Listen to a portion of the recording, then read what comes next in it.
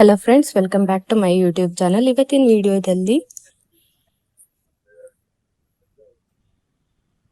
Guest faculty candidate list ಅಲ್ಲಿ ನಿಮ್ name ಇದೆಯಾ ಇಲ್ವಾ ಅಂತ ಹೇಗೆ ಚೆಕ್ ಮಾಡೋದು ಅಂತ ನಾನು ತಿಳಿಸ್ಕೊಡ್ತಿದ್ದೀನಿ.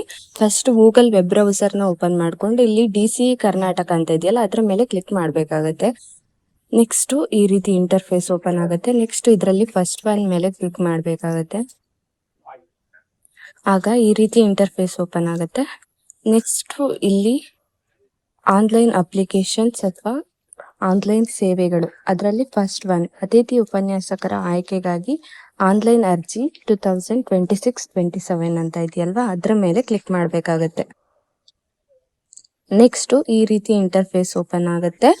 ಇಲ್ಲಿ ಫಿಫ್ತ್ ಒನ್ ಅತಿಥಿ ಉಪನ್ಯಾಸಕರ ಆಯ್ಕೆಗಾಗಿ ಅಭ್ಯರ್ಥಿಗಳ ಪಟ್ಟಿ, candidate list for selection of guest faculty ಇದೆಯಲ್ವಾ, ಅದ್ರ ಮೇಲೆ ಕ್ಲಿಕ್ ಮಾಡ್ಬೇಕಾಗತ್ತೆ. ಆಗ ನೀವು ಈ ರೀತಿ ಕ್ಯಾಂಡಿಡೇಟ್ ಲಿಸ್ಟ್ ಅನ್ನ ನೀವು ನೋಡಬಹುದು.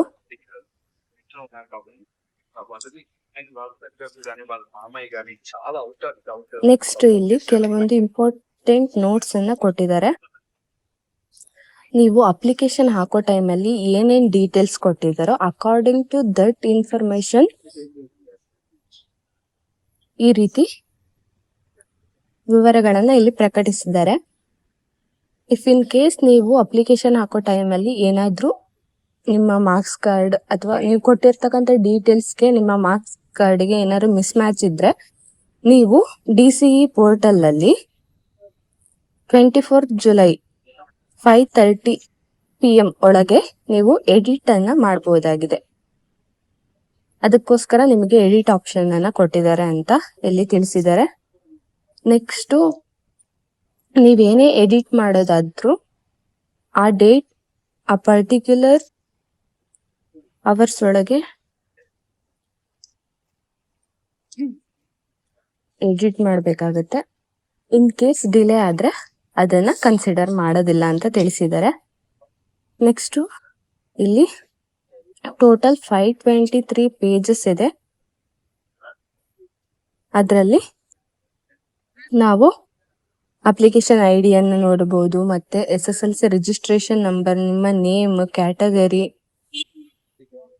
ನೆಕ್ಸ್ಟ್ PhD ಸೆಲೆಕ್ಟ್ ಮಾಡಿದಿರೋ ಇಲ್ವೋ, ನೆಕ್ಸ್ಟ್ ನಿಮ್ಮ PG subject, PG percentage, marks ಗಳನ್ನ ಇಲ್ಲಿ ನೀವು ನೋಡಬಹುದು. ನೆಕ್ಸ್ಟ್ ಟೋಟಲ್ ಟೀಚಿಂಗ್ ಎಕ್ಸ್ಪೀರಿಯನ್ಸ್ ಸಹ ನೀವು ಇಲ್ಲಿ ನೋಡಬಹುದು. ಏನೇನೆಲ್ಲ ನೀವು ಅಪ್ಲಿಕೇಶನ್ ಅನ್ನ ಹಾಕೋ ಟೈಮ್ ಅಲ್ಲಿ ಏನೇನ್ ಡೀಟೇಲ್ಸ್ ಕೊಟ್ಟಿದಾರೋ ಅದೆಲ್ಲ ಇಲ್ಲಿ ನೀವು ನೋಡಬಹುದು. ಹೇಗಪ್ಪ ನಿಮ್ಮ ನೇಮ್ ಅನ್ನ ಇದರಲ್ಲಿ ಸರ್ಚ್ ಮಾಡೋದು ಅಂತ ಹೇಳಿದ್ರೆ ಇಲ್ಲಿ 3 ಡಾಟ್ಸ್ ಕಾಣಿಸ್ತಾ ಇದೆಯಲ್ಲ, ಇದ್ರ ಮೇಲೆ ಕ್ಲಿಕ್ ಮಾಡ್ಬೇಕಾಗತ್ತೆ. ಇಲ್ಲಿ ಫೈಂಡ್ ಆನ್ ಪೇಜ್ ಅಲ್ಲಿ ನೀವು ನಿಮ್ಮ SSLC ರಿಜಿಸ್ಟ್ರೇಷನ್ ನಂಬರ್ ಹಾಕ್ಬಹುದು, ಅಥವಾ ಅಪ್ಲಿಕೇಶನ್ ID ಅನ್ನ ಹಾಕ್ಬಹುದು, ಅಥವಾ ನಿಮ್ಮ ನೇಮ್ ಅನ್ನ ಹಾಕ್ಬಹುದು. ನಾನು ಇಲ್ಲಿ ನನ್ನ SSLC ರಿಜಿಸ್ಟ್ರೇಷನ್ ನಂಬರ್ ಅನ್ನ ಹಾಕ್ತಾ ಇದ್ದೀನಿ.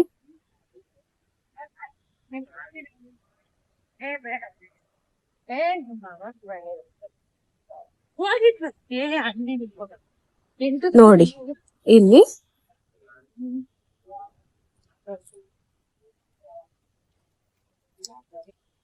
ಹೈಲೈಟ್ ಆಗಿದೆಯಲ್ವಾ, ಅದು ನನ್ನ SSLC ರಿಜಿಸ್ಟ್ರೇಷನ್ ನಂಬರ್. ಅಲ್ಲಿ ನೇಮ್ ಅನ್ನ ನೀವು ನೋಡಬಹುದು, ಕ್ಯಾಟಗರಿಯನ್ನ ನೋಡಬಹುದು, ನೆಕ್ಸ್ಟ್ PG ಸಬ್ಜೆಕ್ಟ್ ಅನ್ನ ನೋಡಬಹುದು, PG ಪರ್ಸೆಂಟೇಜ್ ಅನ್ನ ನೋಡಬಹುದು, ಟೋಟಲ್ ಮಾರ್ಕ್ಸ್ ಅನ್ನ ನೋಡಬಹುದು.